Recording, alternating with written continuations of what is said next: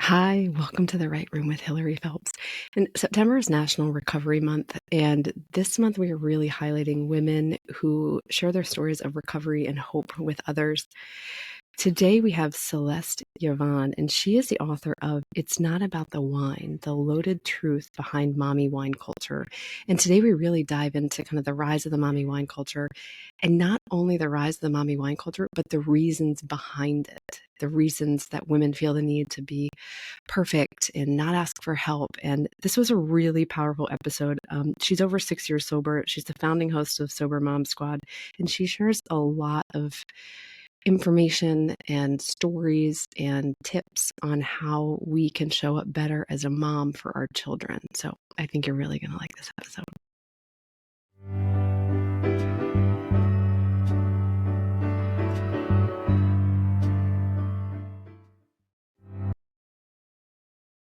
Hi, Celeste. Welcome Hi, to the Right Hilary. Room. Thank you How so much for having me. Thank you for being here. I'm really excited for this conversation, and you are such a voice, a critical voice, I'd say, in the mommy wine culture space and in the perfectionism that moms experience. And so I'm really excited to have this conversation today. But first, how are you? I'm good. We were just talking before that it's eclipse season's coming, and it feels that way emotionally right now. It feels that way um, physically. It feels like the whole world is just kind of spiraling right now. So that's kind of the vibe. And it's kind of a funny thing to say, right? Like, oh, good, I take comfort in that everybody else is having a tough time, right? It's like, Yeah, I mean, the fact that that we can kind of pinpoint like, well, oh, this is something happening in the stars, so it's out of our control. it It feels gives, good. it does. It gives a little bit of comfort to the fact that it's like, oh, it's not me. It makes sense now. There's Yeah, something else going on. exactly. Um, so you've done a lot of amazing things. You have a lot of essays that you've written, and you wrote a book. And today is the 1 year anniversary of your book. It's not about the wine. Um, and so, kind of to start us off, what sparked your journey to challenge and change this narrative around motherhood and wine? My experience was a complete 180, right? I started as a wine mom. I started as somebody leaning on alcohol to help me get through the challenges of being a new mom. And it works until it doesn't in so many ways. But in the mommy wine culture we saw that was so prevalent in between 2010 to 2020, it felt like this is what everybody was doing. So it felt safe, it felt justifiable. And I leaned on it until it was at a point where I was gripping it for dear life. And it was not a sustainable way to live. I was in a place where I was waking up every morning with a hangover. And I think, as anybody who's ever woken up with a hangover to then have to parent little kids can attest, it's impossible. It is a nightmare. It is the worst kind of experience for both ourselves and our children. And I knew this isn't what I wanted for myself or my kids. This wasn't how I envisioned parenting. This wasn't how I envisioned myself as a mom. I knew I'd have to make significant changes. And I quit, and I quit in a kind of a silo where I didn't tell anybody. I kept it a secret. But I started seeing mommy wine culture from a distance now and seeing this really troubling message that we need alcohol to navigate parenting and raising our children, and our kids are the reason we drink. All these messages that I myself, as a child of an alcoholic, did not take lightly, that I knew uh, the challenges and trauma this does instill in our children through my own experience. And I started to speak up on that, challenging the message, saying, this is not okay. This is an okay message for us to be sharing with each other. It's not funny. Women are drinking more than ever. And this is not the message to be sending to our kids, not only by saying, you're the problem, you're the reason we drink, but what is this telling them for when they become old enough to start experimenting themselves? We're teaching them so many wrong messages through this narrative. It's not just a simple, funny meme. It has become a far more nefarious thing, and we need to make some changes. Yes, I love this. Um, and you're right. Like some people, like it's just a joke. I'm like, it's not a joke for someone. You wouldn't make a joke about someone that had cancer or diabetes. And so the fact that you're making, light of these things that can lead to so many other issues for both the person and the family is such um, a narrative that needs to change. I love that. And I want to go back to kind of how you started your drinking, right? And you have this beautiful essay for today about how you were diagnosed with postpartum. Can you walk us through that? Yeah. When I first became a mom, uh, I went into it blindly, as so many of us do. You read the book Yes. and you're Yeah. like, I'm ready. And then you bring the baby home and you're like, I'm not ready at all. I think a day after we got home from the hospital, I called the hospital back and I'm like, he won't stop crying. Something's wrong. I'm just picturing them saying, come back. Come back. Your room's still here. Come back. And of course they didn't say that. They said, suck it up, buttercup.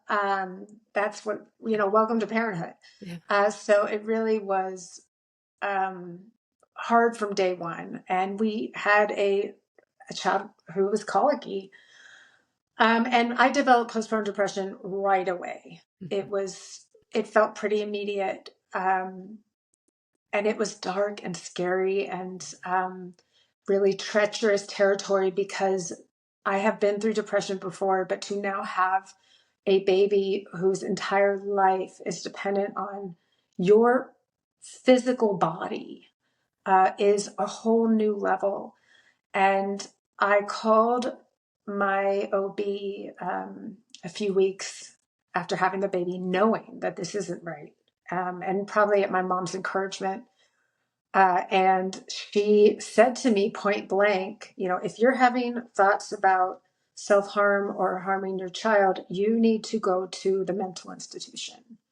Otherwise, what you're feeling is fine and it'll pass. And I hung up the phone thinking, okay, the key is to downplay from here on out. Otherwise, they will send me away. And that felt like the absolute worst case scenario. So, my takeaway from that conversation was just don't tell anybody, and maybe it'll go away on its own. And of course, anybody who's been through depression knows that's probably the hardest way to try to tackle depression. Um, Especially postpartum depression. I found that mhm, because I've had depression and then I had my child, and after my son, postpartum depression is a different animal. so much, It's entirely. yeah, So that did not work, as you can imagine. yeah. And it wouldn't be weeks or months later till I called a different OB and said, "Here's what's going on. Here's where I'm at." I tried to be as honest with her as possible, even though I was afraid that someone would come to take me away. Um, and the OB said, "You just we'll put you on antidepressants starting today. Like there's something we can do about this." Mhm. And it just felt like just I could see color again. Just Mhm. knowing that, knowing that um, I wasn't this horrible person. That I was still capable of being a mother. They weren't going to remove my mother card Yes. and send me away. That this was okay, and that this was that we could get through this. And I did start medication, and we did get through it. And I was able to experience motherhood the way it's meant to be experienced. Um, because those early weeks and months, I wasn't having a genuine motherhood experience because mental illness was fighting me, tooth and nail. And it's a lot that you take on your plate when you bring a child home and you're like, right, because there's no manual. And even if there was a manual, every child's different, right? It's same with, Right.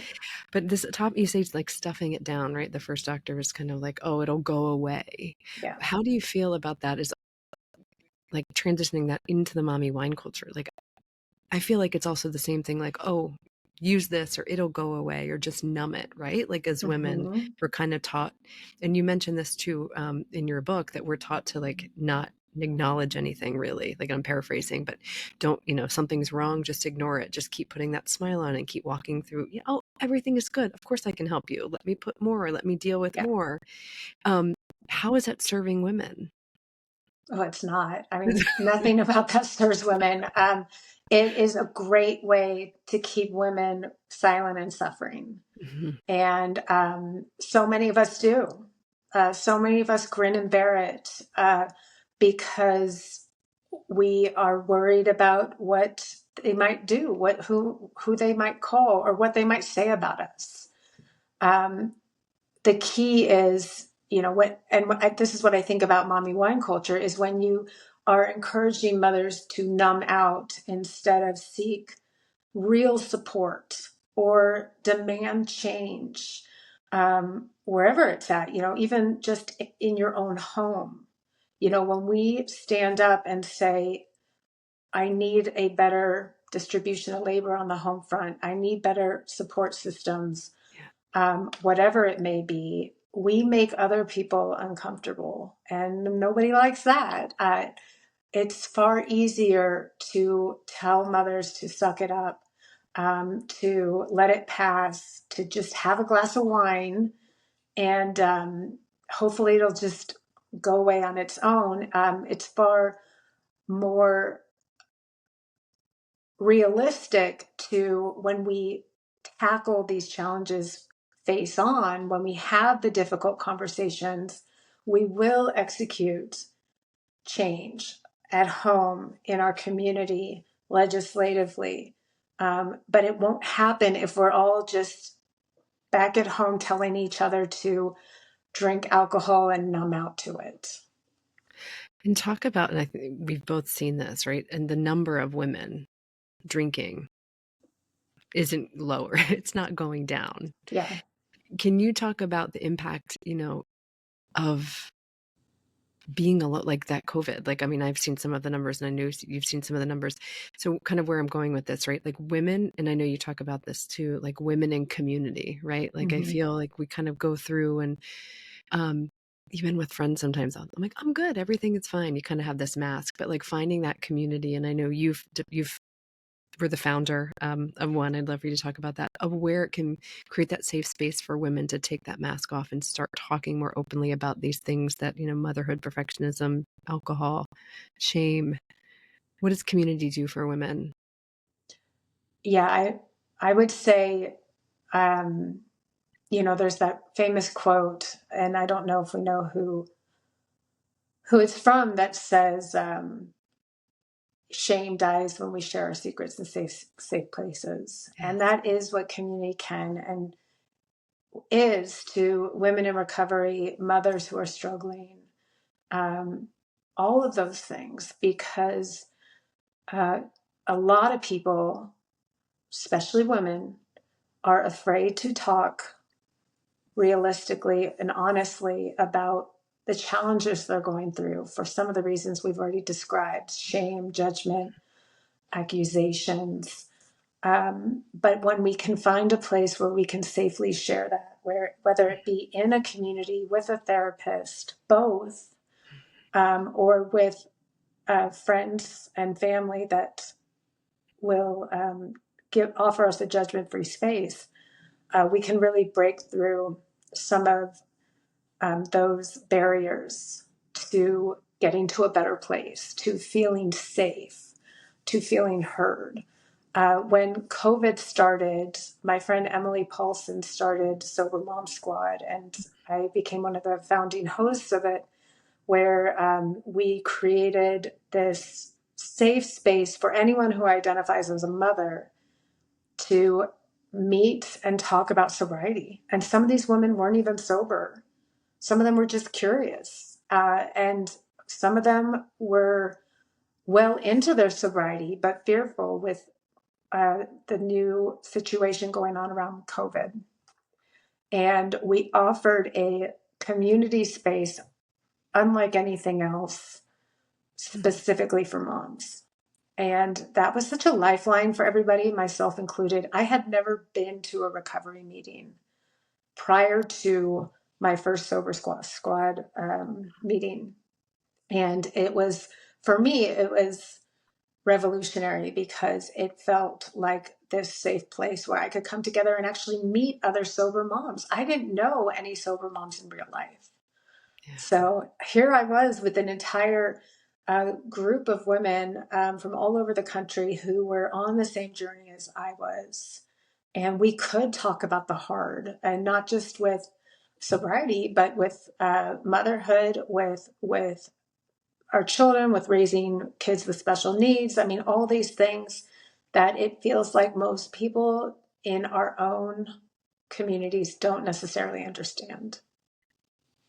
That's so powerful because like, I love, yes, the idea of like sharing what's happening with you, right? And having other people receive it and really see you as you are, like showing up, and then you being able to offer support to other people. It's this really beautiful circle of just connection. I think that happens with people in recovery, but also with women specifically when we're able to just show up as we are, messy, real, authentic, scared, right? Yeah. And to be able to have somebody look back at you. And because I know I've talked to, my therapist, I've said stuff to her and I'm like, I'm so embarrassed. And she's like, do you know how many women say the same thing? And it's kind of like that drinking. Like when I went into recovery, I was like, I sneak drink sometimes and I'm so embarrassed. I was in treatment, I was in rehab, and Yeah. everyone's like, who does it? We do too. And I was like, oh, but you can like let go of that Mm-hmm. expectation of being perfect. Right. And with motherhood, we have upped this ante for this you can do it mom who is superhuman and navigates everything and makes it look easy, which is such a toxic message to mothers who sometimes it can be hard to even get out of bed in the morning because you have an entire day ahead of you where it feels like the walls are caving in around you. So to be able to safely express that with other moms who say, been there or currently going through that, I see you, it's normal. The famous recovery saying, you are not unique. I mean, that's one of my favorite things to hear in these motherhood spaces, because it's the best way of saying you're not isolated in this experience. Like Yes, we all are in there with you, supporting you. I love that. Um, and I think it's hard for women to ask for help.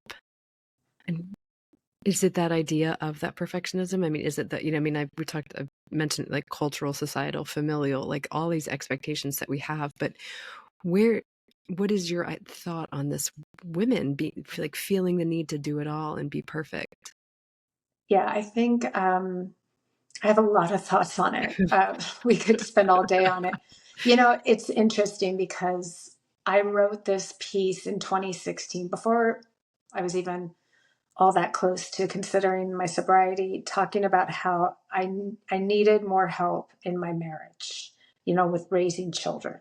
Mhm. And it was something that I wrote down before my husband and I, did a lot of marriage work. And then I posted it after because I thought other people could relate, and it exploded. Is it the Dear Husband letter? Yes. Yeah. And I mean, it went just beyond viral to the point where it was extremely uncomfortable, and I was like, how do I get this offline?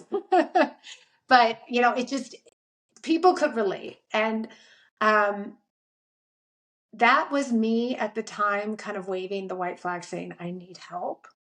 But now, looking back, 8 years later, I would completely amend that message because I think we keep evolving as mothers And there's a place where we're like, we need more help. And then we get to a place where it's like, no, we need an equal partner. We need a partner where you don't have to ask for help. They Yes. do their load, they do their share. And, a lot of people have been talking about this. Like, my husband doesn't help. He's not my employee. He's my partner. He does his share, and whatever Mm-hmm. type of partnership you're in. If you have a partner who's doing their equal share, you wouldn't be asking for help. So that's the wrong way to go about it. And I love that this message is evolving, but it did start with people saying, "I'm drowning. Can somebody step in here and help me out, because I can't do this all on my own." And while I don't think that's the right message now, I think it was a stepping stone to get us to this place where we can say, if we're drowning as mothers, these are the things we need to take a look at. And is our partner doing their fair share are they taking on the load, or are they holding on to traditional gender roles that were passed out from them from generations past? And those are the conversations we need to be having. And do you think fixing some of those things helps decrease the mommy wine culture? The potentially decrease. Yes, I think a mother or a primary caretaker who um, does not feel like they are the default caretaker for all things, that they feel like they have either an equal partner or people actively involved in helping add some reprieve and lightening that load, they will be less likely to rely on alcohol or drugs to get through the day, to just numb themselves out from the emotional dysregulation that comes from feeling like you cannot handle all of this. Yeah. You're losing your mind. Because we can't handle it all, right? I mean, and that was my tool. Like Yeah. I stopped drinking before I had my son, but I can see how, like, that anything outside of ourselves to fix, like you talk about this emotional dysregulation, anything we seek Yeah. outside of ourselves to fix it is just going to perpetuate that problem, or different, right? Because the root of the problem is never the problem itself. Right. There's in using something like that. And um, going back, I mean, well, not going back. I mean, and then how does this mommy wine culture, right? Because I imagine, I cannot imagine drinking the way I was drinking and then getting up with a child. Like, so that's, I couldn't even function myself. I mean, and so I know that's hard. And so there's a huge impact on the mother, clearly, from an emotional, physical, spiritual standpoint. What is the impact that you see having on the children of moms who are drinking? Yeah. I have read that children can distinguish drinks with alcohol in them versus drinks without alcohol as early as age 3. They recognize that alcohol is something different and has different effects over people than water or soda.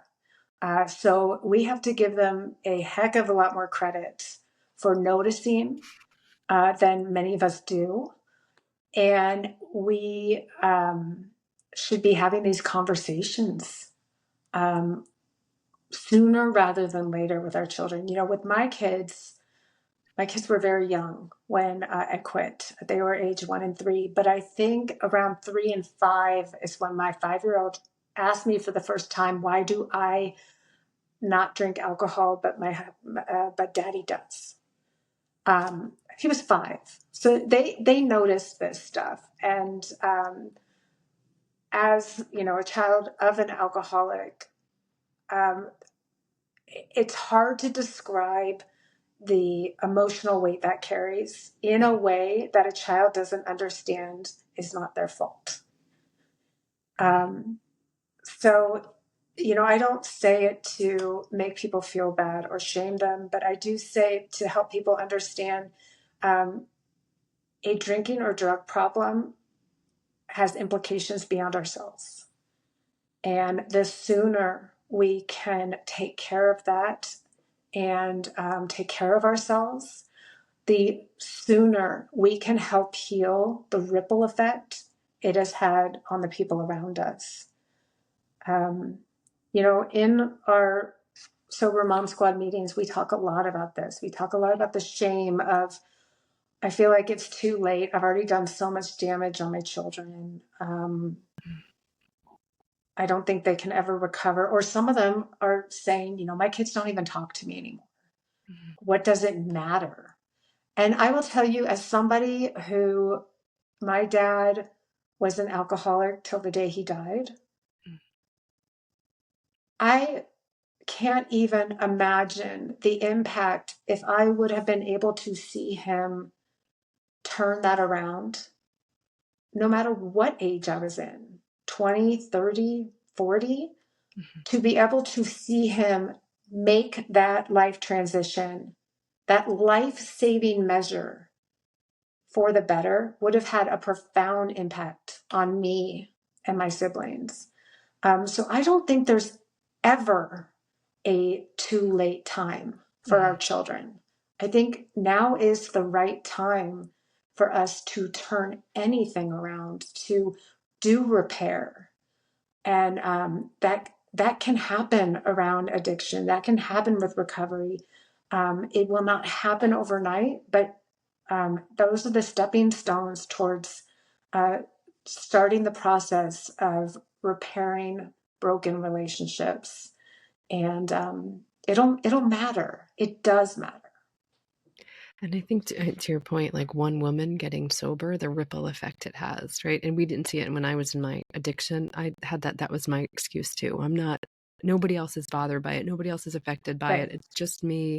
I'm only damaging myself. And it's not true. It's the way you show up or not show up for people. Mm-hmm. Can they count on you? Can they believe what you're saying? And you can start building, to your point, that relationship of being trustworthy and lovable and seen. And that's, yeah, it's never too late. I mean, we see those memes too, like J.K. Rowling wrote her book at 48 or, whatever it is. It's like Yeah. never too late to start for yourself and then that ripple effect for your children. Mm-hmm. And you talk in the book, I underline this when you talk about going from the need to the want. I Mm-hmm. can't find it. It was in the beginning, and you're like, all of a sudden it went from this, or I want it, to I need it. And what was that flip for you of noticing that kind of? I know you said your son asked you were going to get wine from the Mm-hmm. fridge or the wine from the kitchen. And what was that ultimate trigger for you to say enough's enough? There's 1,000 little things and incidents that lead up to our day ones, right? Nothing is happening in a vacuum by any means. My day one was a panic attack. And it wasn't my first panic attack, but it was the panic attack that made me say, what the heck am I doing? Mm-hmm. What am I doing? My father, alcoholic his whole life, had a stroke at 51. And that, you know, in my family dynamic, we talk about life before dad's stroke and after his stroke. It was such a significant transformation and so debilitating that his life was forever altered after that day. And when I had that panic attack, there was a voice in the back of my head saying, is this a stroke?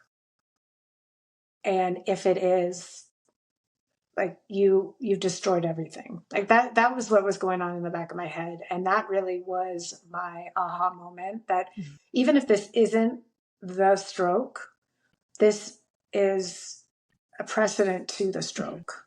And what's it going to take? Am I waiting for the real thing? Am I waiting for the next big health scare or mistake or last straw? Am I waiting for an ultimatum? What am I waiting for? And, part of me was like, let's let's do this while I still have control. Like, I didn't want to Oh, wow. give this up to somebody else. I didn't want to get, an ultimatum from my spouse or get a sit down talk from my mom. I didn't want to wait for that. I was like, let's Consequences. take charge of this and do it on my terms. And for me, that was my way of saying, I'm going to do this. I'm going to do it my way while I still can. That's empowering too, when you take that the choice. Yeah. And then what did you do? What was your transition like from drinking wine to not drinking? What did you was it I, hard for you? Did you? Because I know you said you didn't go to any meetings, you didn't go to recovery meetings before yeah, the pandemic. Treatment, I, like so I would not encourage anyone to do it the way I did. It has worked, but I made it so much harder than it had to be. Oh, And I would say Annie Grace would call the way I did it spontaneous sobriety, where you just stop. okay. But the problem, and there's some beauty in this. You stop and you say, I'm going to figure it out as I go. And that's what I did. But I also didn't know where to go with it. And growing up in a family of addiction, I thought this is just my secret to hold and keep Mm, and hide from everybody because that's how we handled my father's addiction. So for me to reach this place where I was like, well, maybe I should start learning and reading up on it. Maybe I should start trying to find other people who are in recovery. Um, it was really hard for me. A lot of me just wanted to sweep it under the rug and be yeah. like, no big deal, guys. Treat me the same. Everything's fine. Well, on the inside, I was screaming Mhm. and I was terrified. And, I was white knuckling every single thing I did for those early months. So it was hard. And when I talk to people now who are trying to take those initial steps, I say, do the opposite of what I did. Find a community right away. Start downloading the podcast, start reading the books. Yeah. Just go all in, learn as much as you can. Don't hide from it, embrace it. And I know that's easier said than done, but you don't have to do this huge, big social media post saying, I'm doing this. Yeah. Like, it doesn't have to be like that, but you can internally embrace it as I want to know everything there is to know about what this can look like. And get excited. It's like learning. It's like learning a new sport. Have fun with it because you are going on an amazing trajectory. You Mm. already know that drinking doesn't work, and now it's time to figure out what will. And I love that you said, like, don't do it the way I did it. But I think it's also so powerful because you came out the other side and you're like, these are the kind of speed bumps that I hit along the way, that white knuckling it. And Mhm. this is where, and I think, you've said this too, as I agree, that community comes in. It's so important because you can say, I'm struggling with sleeping, or I'm going to my first Thanksgiving and my whole family drinks and I don't know what to do, Yeah. in those early days of how do we get through things without using the tool of alcohol to anesthetize us that we'd used for so long. To have that support system in your pocket is so substantial, and it's something that I did not know about or understand and couldn't appreciate for my first 2 years of sobriety when I didn't have a community. So, you can do it without a community. But as somebody who has done it both ways, I would encourage community every time. I've done that dance too, and I'm like, I'm good. I don't need anyone. And then I'm like, why am I in a bad mood all the time and short and snippy Yeah, and like, oh, wait a second, I'm not engaging. Um, so since putting down the wine glass in it's been 6 years now. Is that right? yeah. 6 years.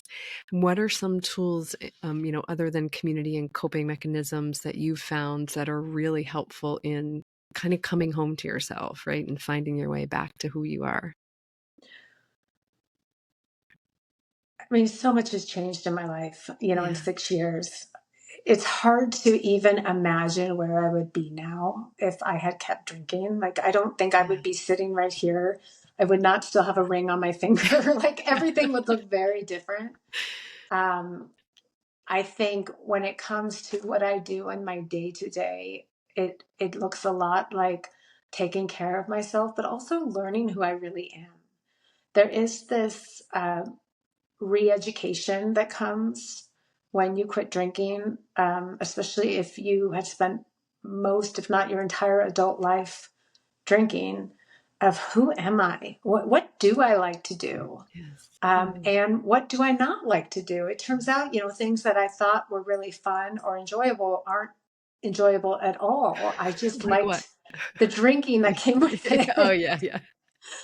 So, I Yeah. have learned to really embrace what my body is capable of since I quit drinking. I've had a lot of joy with exploring fitness. I've run 5 marathons in the last, I don't know, maybe 6 or 7 years, doing trying different things, going out there, doing things scared. I'm doing a sober retreat next week. I don't know if I know one person who's going to be there.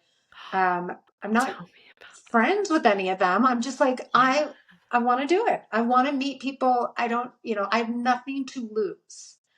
And those, I think, are the kinds of things where you start to open yourself up to putting yourself out there in a way that feels safe, that you never would have felt safe in when you were hiding under this wall of numbing out, Yeah. of um, of using alcohol to cope, of all these things. You can recognize opportunity um,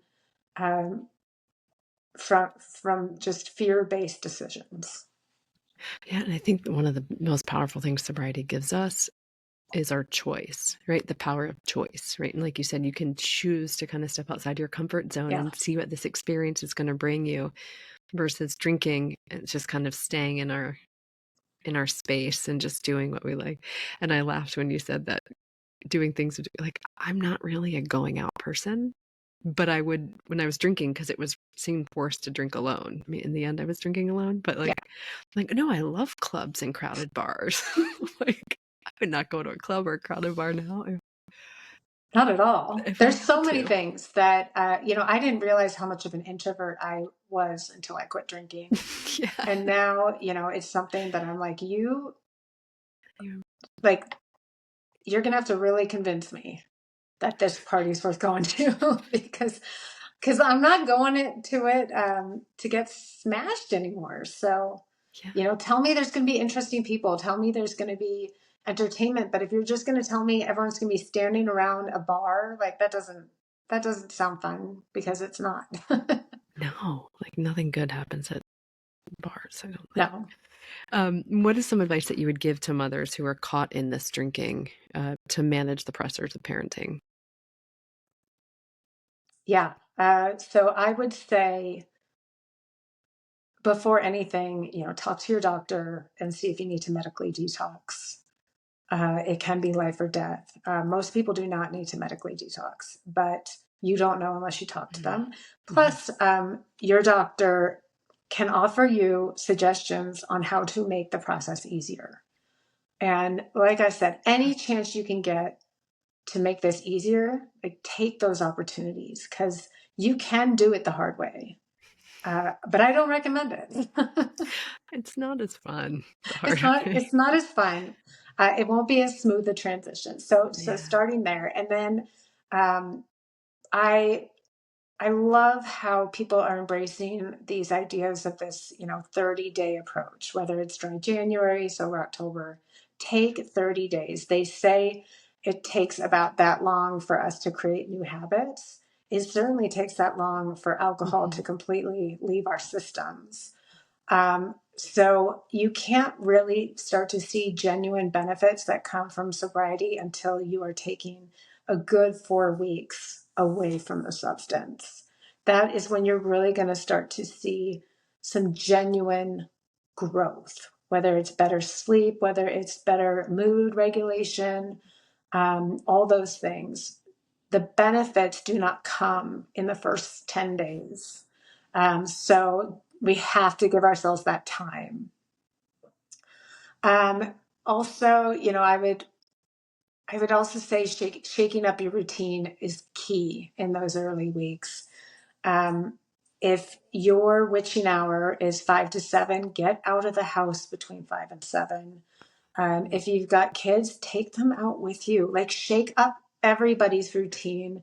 When you are putting yourself in the same place you are every day as to when you were drinking, you're probably going to fall back on the same patterns you were when you were drinking as well. And it's really important to get out of, like you said, that cocoon that we can find ourselves in, where we are accommodating it because it's all we know and it's what we're used to. So get those, get the brain, shake it up a little with trying something different, going on a walk during that time, doing your grocery shopping, whatever it is, to kind of force yourself out of the habitual element. And then, yes, like, find some sober friends. You can find them through community, you can find them through social media. I mean, there are so many opportunities for us to connect with each other virtually now, that you're not trapped with just who you know, or who you've met physically anymore. And I found that I don't know if you get this too. It's like I get messages now. It's like, oh, my friend just got sober in LA, but she doesn't know anybody. Do you know anyone? And I love that about the sober community too, is that it's so easy to connect other people. It's so welcoming and Yeah. warm. Um, and something that you said that made me laugh, right? Because I think we live in this instant gratification culture where when you said like time takes time, right? Yeah. Like it takes 30 days to start, and you're right. Like I remember that, versus like, because when I stopped drinking, I'm like, I'm perfect now. I quit drinking. Why isn't my life looking great? Like, why isn't it happening? Right. And it kind of takes time. And I know that you also work in a capacity as a coach. Um, and so how do you help? Is it women, men, both? Do you work with women and Yeah. men, or specifically women? I Right now, all the coaching I do is through Sober Mom Squad and Good. supporting the women in that virtual community. So anyone who identifies as a mom is my central focus, and obviously it's our common denominator. But there, when you are a caretaker, finding ways to care for ourselves can be really hard. They always say put your own oxygen mask on first. It doesn't feel instinctive, right? We don't, my Mhm. first instinct isn't, oh, let me take care of myself. And if anything, the messaging we get is that makes you selfish, Yes. or a Why? bad mom. Why is that?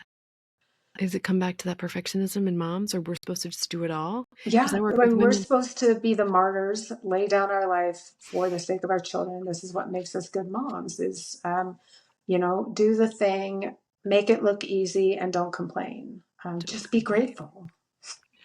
Just be grateful. So when I think in recovery and sobriety, the first thing you have to learn is how to put yourself first. And it's hard, and it doesn't even feel right at first. And some of us are going up against partners who might not necessarily agree Mhm. with what we're doing, or don't think we have a problem, or don't see why we need to go to a meeting and leave them with children. There's a lot of things that feel like they're pushing up against us, saying, no, this is not the answer. Um, and for any of that, I would say it's all the more reason why we have to do this for ourselves, Yeah. because no one will take care of us for us. And no one can get better if we can't get better. Like the situations, the tone of the household, the priorities, our children's mental health, like all of that is part of this ripple effect of when we're taking care of ourselves. versus just numbing out, trying to make it through day by day. Because we're supposed to lead the charge and have it all together and be perfect and show up all the time without having any of the consequences or kind of getting the help of that. Yeah. Um, Something just popped up for me and it's completely escaped my in mommy brain. I heard that mommy. I know that's like so. Have you like 7 years and my son is 7, so I'm still using that excuse of like Mom brain. mom brain.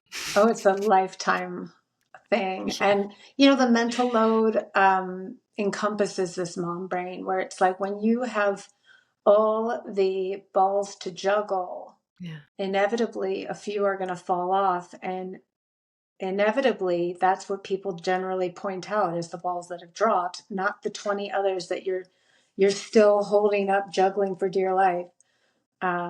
Which speaks volumes again to how it genuinely feels like we can't do anything right, and we have to prioritize how we feel about ourselves, how we care for ourselves, because the people around us, if you are a former people pleaser like I am, that's not going to sustain us. It mm-hmm. never will. It never did.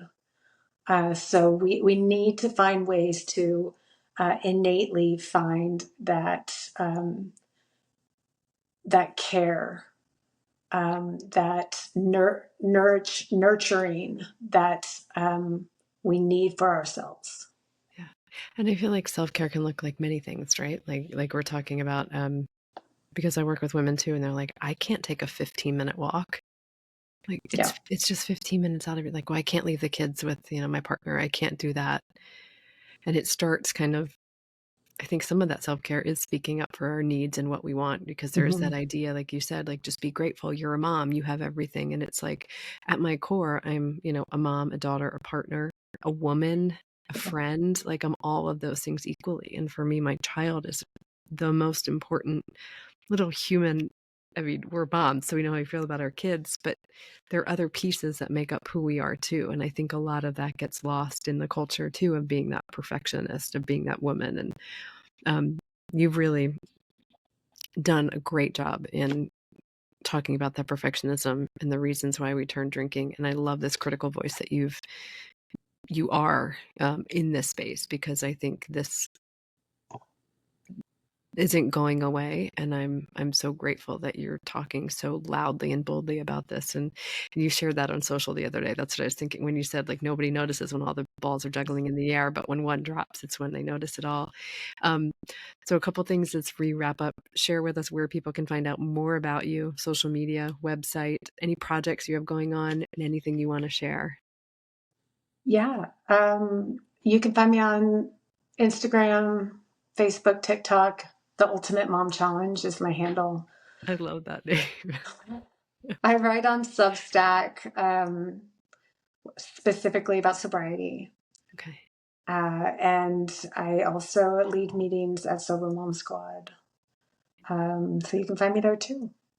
Amazing. And talk a little bit more sober mom squad. Can anybody, you said anyone identifies as a mom or caregiver Yeah, can come and anyone join the meeting. who identifies as a mom is welcome to join. There's 3 to 6 meetings a day, and we have our own app so you can communicate safely, privately, without worrying that your random Facebook friends will be able to see what you're talking about. And there's even ways to connect with people who live geographically near you through that. So there's a lot of ways to connect using technology that wasn't there just a few years ago. And it's just really nice to be able to have a place where I can say things that only other moms would understand. Yeah, that sounds like a really strong and necessary support. So thank you for creating that space for moms. That's Yeah, fantastic. thank you. Thank you for having me on here. It's been quite a journey, and so much has changed since COVID started. But I'm hoping, we are making huge uh, segues towards a future where mothers don't feel this need to mentally, physically check out because they don't feel the support or they're not getting the mental wellness offerings they need to live and thrive where they're at. Great. Thank you so much. Thank you for the work we do. You do. We do. We did today. Thank you. And congratulations on your book birthday. Thanks so much.